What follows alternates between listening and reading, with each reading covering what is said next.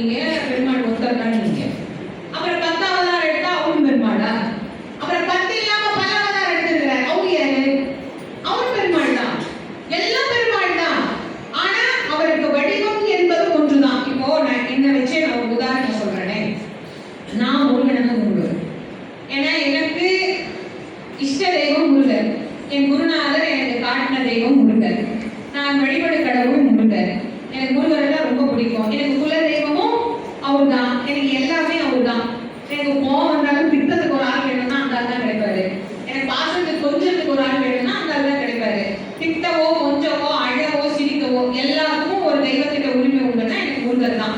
அதுக்காக நான் பெருமாள் கோயிலுக்கு போகாம இருக்கிறதும் கிடையாது, நான் பெருமாளை திட்டதும் கிடையாது. நான் தசாவதாரம் தானே பேசுறேன், இல்லைங்க நான் வெறும் கந்தபுராணம் மட்டும்தாங்க நான் பேசுறேன், நான் சிவனை பத்தி தாங்க பேசுவேன் அப்படின்னு ஒரு நாள் நான் சொன்னதே கிடையாது.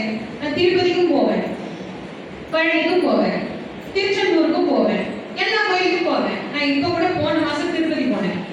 திருப்பதிக்கு போற வரைக்கும் எனக்கு திருப்பதியும் தெரியும், மலை ஏறும் போது எனக்கு திருப்பதியும் தெரியும், போய் உள்ள போகும்போது கியூல போகும்போது திருப்பதி நல்ல ஞாபகம் இருக்கும். ஏன்னா நான் ஓம் நமோ நாராயணா காதுல கேட்குதா. அப்புறமா இந்த கருடனை பார்க்கும்போது திருப்பதிங்கிறது நல்ல ஞாபகம். இந்த கருடனை பார்த்துட்டு இப்படி திரும்பி பெருமாளை பார்த்த உடனே உதய ஒளி ஒருவரை நம்புதலை பின்னே ஒருவரை சொல்லி பன்னிருக்கை கோலப்பா இவர் மலையப்பா.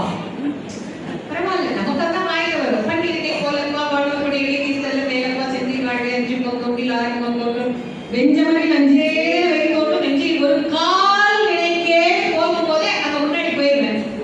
பெருமாள் காலத்தை பார்த்துட்டு கும்பிட்டுனா தீபம் காட்டின பட்டாச்சாரியார் சொன்னார், அம்மா உங்க பிரசங்கத்தை நான் தினம்